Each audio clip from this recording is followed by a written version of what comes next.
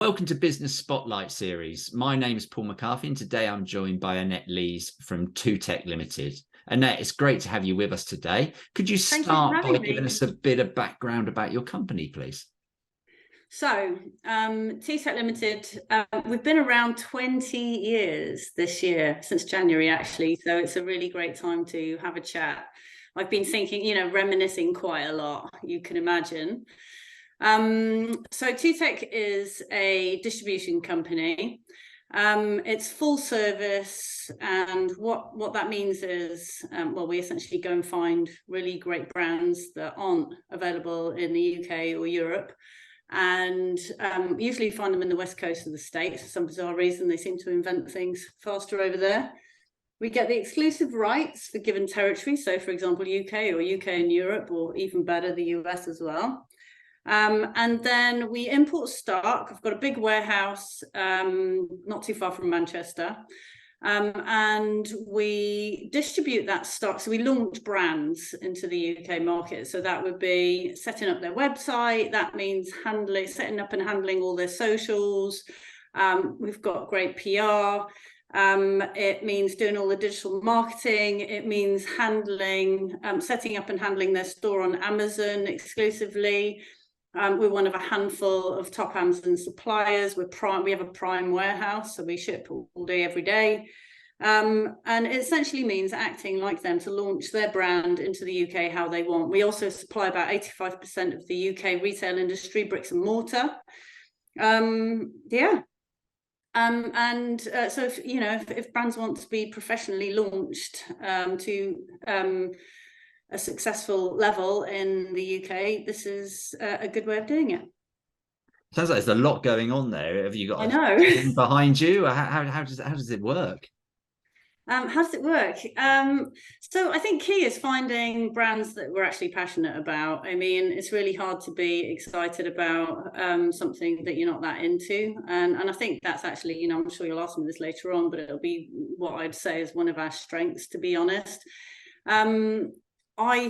These days I get to look for new products. I mean, I've done every job in 2tech at one stage, including packing boxes and what have you, and I still will. But I'm fortunate enough to get to go and look for the cool stuff these days, and finding brands that I am personally interested in, that I know, I've recruited my team, so I know they'll be interested in it as well, and being passionate about understanding who our audience is and how we reach that audience and how we appeal to them and get the product to them and customer service them and what have you. That's the key to making it all work, really. And the other super important thing is having a relationship with the supplier. So, it's a two-way communication, getting along with them, understanding what they want, them understanding what we can deliver, how we deliver it, and just really working together to make sure that really great business happens.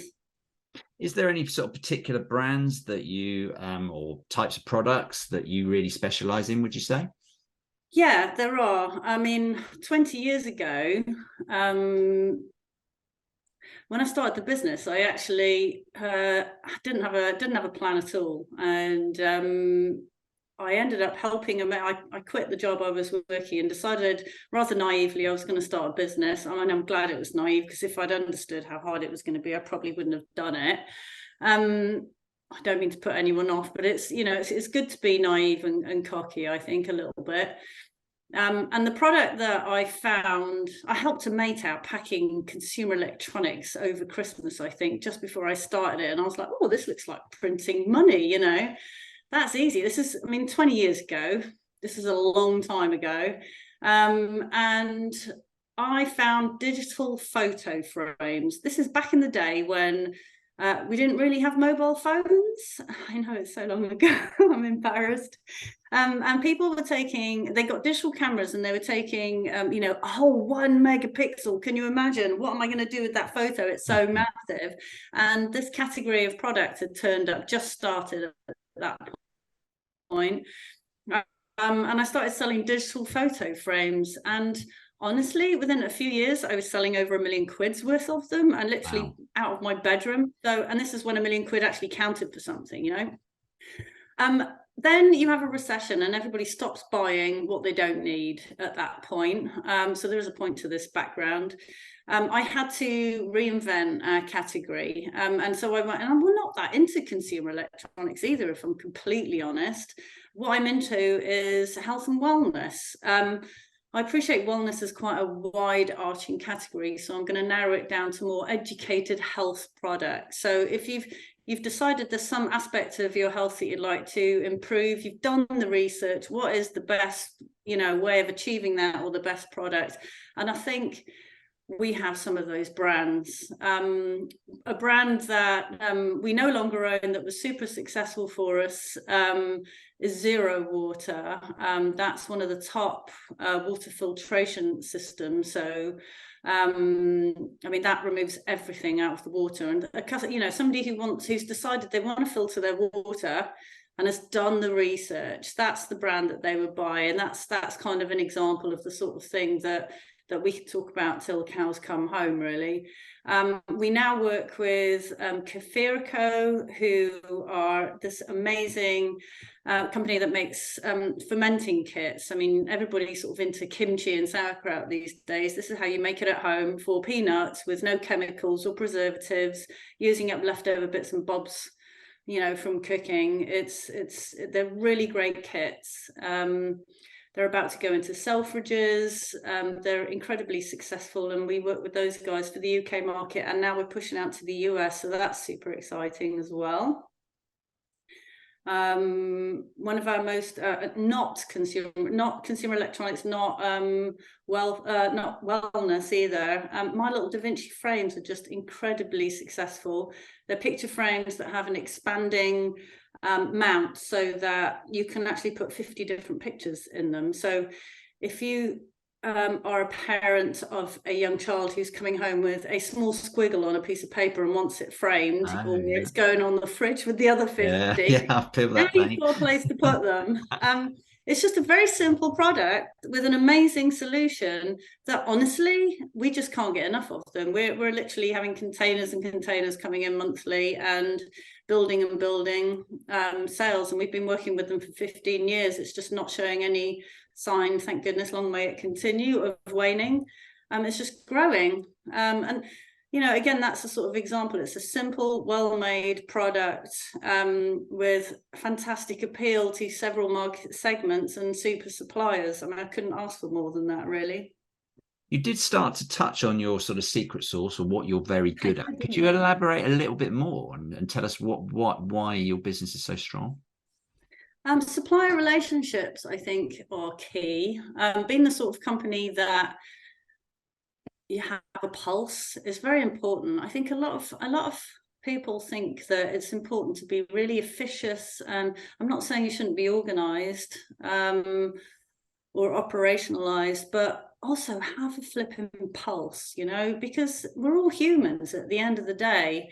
And if you can relate to people and have an honest conversation about what's going on, or what you want to achieve, or how we're going to achieve it, or how we're going to deal with any problems, that can solve everything. Burying stuff in bullshit just you'll come a cropper sooner or later, really. So that's something that we've learned the hard way over the years, because you can have the best product, you can find the best product in the world and see the appeal, test it, and then the supplier, this is where the work-related Tourette's comes out. If the supplier's an arsehole, it might as well be a crap product, because you can't work with them. If they're going to make ridiculous demands or challenges, or not provide the stock, or change the pricing around, or here's a good one, supply direct to your retailers after you've done all the work, that sort of stuff. It's a non-starter. It doesn't matter how great the product is. I think the relationship is the most important thing. And if it's a great product as well, that's the holy grail. Brilliant.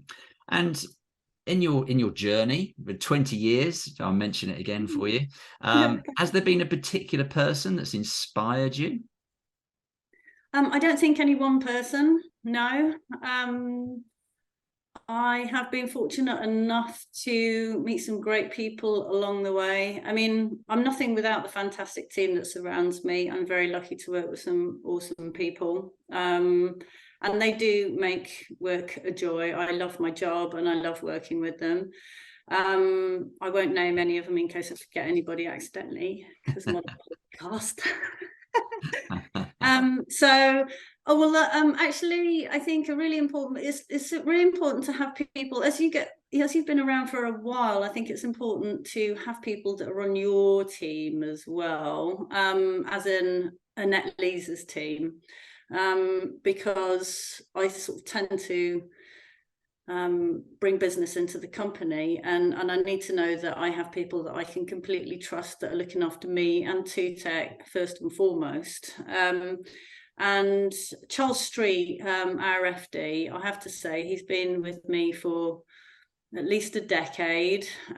He has his own company, and he's an outsourced FD, but I can just trust him no matter what. He has my best intentions. And that's those are the sort of relationships that are worth their weight in gold, really. Okay, that's great. And you did sort of touch on, I suppose, with what you're strong at and something you'd learned with regards to relationships with people. Has there been any other really big learnings you've had over the last 20 years? Yeah, no one's going to want to hear this one, I'm afraid, but money doesn't make you happy. Right. Yeah, I think over the course of running a business, your expectations change and realizations change. I would say for the first start, I had a hard goal of pay my mortgage off. Actually, for the first few years, I didn't have any goal at all, which was also dumb, because I made over £1 million literally in the first couple of years, and spunked it just as easily because I thought it was so easy to make. I hadn't put anything in place to sort of protect it. So the first recession that came around the corner just wiped it all out just like that. If I'd had some decent accounting in place at that stage, that wouldn't have happened.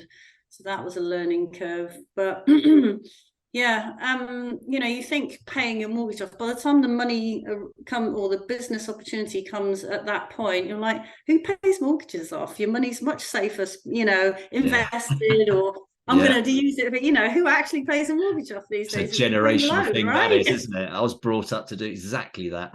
Yeah, that's it. I mean, it's really old school.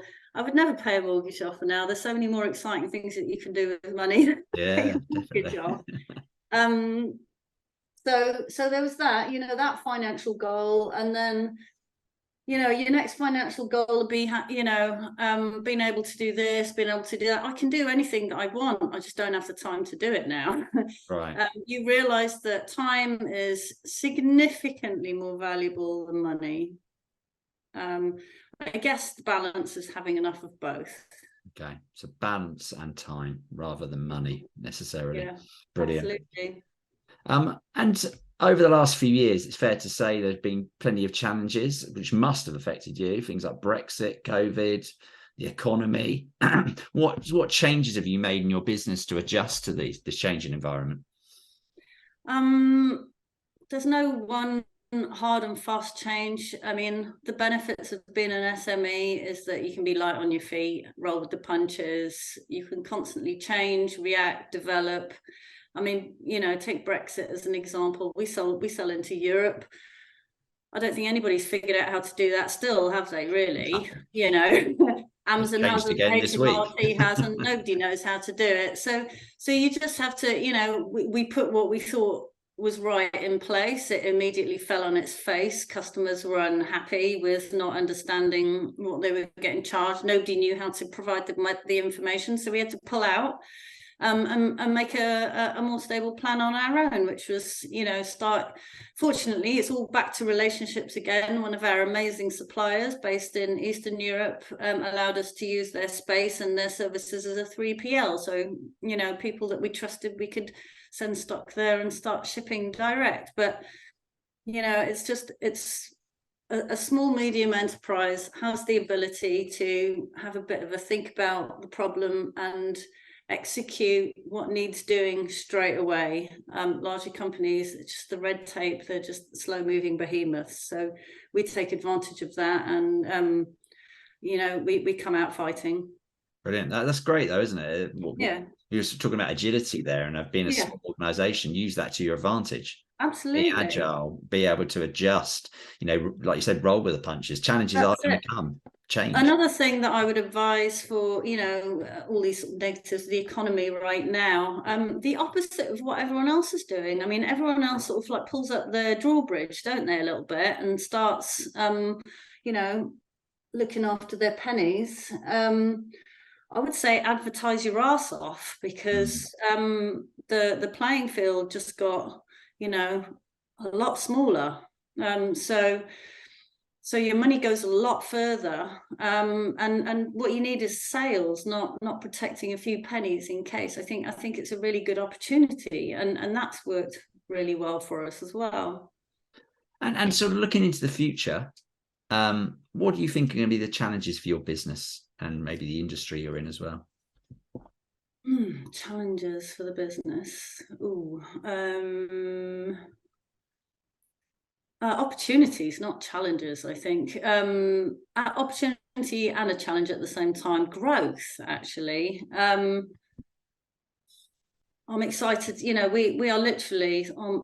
We're just experiencing exponential growth at the moment, which is fantastic. And again, long may that continue. And of course, growth comes with its own set of problems, doesn't it, really? Scaling quickly, making sure that you don't make mistakes because you're just going too fast, running out of stock, that kind of thing.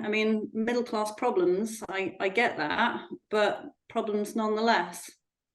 So you don't think there's anything particular? It's just going to be the growth of the business generally pushing forward. Yeah, specifically, making sure that our suppliers can keep up with our demand. There's nothing worse than creating a market, creating demand, and then not being able to supply, because you literally open a door to your competitors. Then we're experiencing that with one of our brands right now, especially with the marketplace, Amazon. The second if we do our job well, we're creating a whole sort of new category for replicas or copies to sort of jump into, really, and try and take space there. So we have to make sure that we've got enough, we can supply demand that we've created. Okay. And your aspirations, you talked about growth and the challenges of growth. Obviously, that must be something you're looking for over the next few years. So what are your aspirations for 2tech over the next 5 years? So we've started off operating in the US as well in the last year. That's growing organically and successfully. I would really like for us to expand into the US to a level where we have a base there. Ideally near a surf spot. I'm thinking San Diego. We're back onto the balance now, aren't we? Exactly. It's all about the balance. And why not? Yeah. Okay. And if you could start again, and you did say it was tough, especially to begin with, what would you have done differently in those early days? I think I touched on it earlier. Get some decent accounting set up from the word go. I think people have different skill sets. I'm not defending I'm not great at maths. I had to sit my maths GCSE at least twice before I got it. And it's not that I don't think I'm rubbish at it. It just doesn't talk to me in any way at all. Whereas I'm great at, languages and what have you. I do think people have different skill sets, and I fully appreciate and advocate that anybody in business should have a basic understanding of accounting, but also understand that you don't have to be great at everything. Nobody is great at everything. And quite often people who are great at maths, you look at them and think, oh my God, you run a great company, but they don't have the the language skill set that I'm displaying right now, able to talk to anybody about anything, you know. Therefore, they're never going to be able to like talk their bank manager into giving them a 50 grand overdraft, or a supplier giving them the first distribution contract or what have you. So, you know, the advice being that you don't have to be great at everything. There's lots of people out there to support you, and there's lots of software and tech out there to support you as well. Understand your limitations, get a basic understanding of everything so that at least you can talk to the right people in their language, but then hire, you know. So I didn't understand accounts from the offset, and I didn't have any support, and it was really easy to lose £1 million in the first recession, like really easy. But that's probably my first lesson, wasn't it? My first failure in lesson. Which, you know, then I got some decent accounting in. And it's a great point. So many businesses run their businesses through their bank balance, and that's about it, really, rather than having. And so many people don't start companies because they think, oh, I'm not very good at this, or I'm not very good at this. You know, nobody's good at everything. You don't need a bunch of money. You don't need to be amazing at anything. You don't need the next big idea. You just need to put one foot in front of the next and start. Fantastic, great advice. And your 18-year-old self, what advice would you give them now? God, I'd love to tell myself that I can do anything. I can literally do anything. And again, I don't need to be amazing at everything I can literally do anything. I would love to have instilled a sense of belief in myself that, ironically, I only got in my 40s. Anybody can do anything if you stick to it and you're consistent. I mean, especially now, there are so many tools online and your phones and YouTube. You can learn anything if you set your mind to it and you're consistent and you work hard. So I kind of wasted 20 years of opportunity not understanding that. I'd also say it would be good to train myself in optimism. I mean, blind positivity, it really works. You know, you can rewire your brain to see all the positivity and everything. You know how it is. If you're having a bad day and you feel grumpy and negative, crap starts flying at you, doesn't it? Really, you know, everything seems to be, you know, everything seems to go wrong when you're in a positive frame of mind. Even if you have literally talked yourself into it by repeating something positive, whatever it is that you do to become positive that day, great stuff happens. Or, you know, you attract new accounts and business and relationships. It all comes to you. It really does. I wish I could have taught myself that as well. So that's a lesson. You don't have to be 18 to take those lessons, do you? I think we can all take those lessons. And I know. It'd be nice to have learnt it at 18 and not 40 something, though. Agreed. Are there any particular new projects, new products, or anything that you're working on at the moment you'd like to elaborate on at all? Well, I do have side hustles. I don't know. I don't have time for side hustles, but I still have them. I am one of them is I'm super excited to be launching a drinks brand with a good friend, but I can't tell you any more than that. All right. So we just have to look out for a new drink. I know. That's all you can say. Is it alcoholic, non-alcoholic? I can't tell you that either. Oh, God, blimey. I know. We'd have to do another episode of this in a few months' time, so you can let us know what's going on. Exactly. Oh, God, probably the time frame would help, actually. It would kick me up the arse to try and find some more time for it. Brilliant. And if anybody would like to contact you at all, Annette, what's the best way of getting hold of you? And they can find me. All my details are on LinkedIn. So Annette Lees, I'm on LinkedIn and my contact details are there. So reach out to me. I don't mind how. Okay, brilliant. Well, thank you so much for spending this time with us today and being really candid. It's been fantastic to learn from you. It's been a pleasure talking to you, and all the very best for the future. Likewise. Thank you very much, Paul. Thanks, Annette.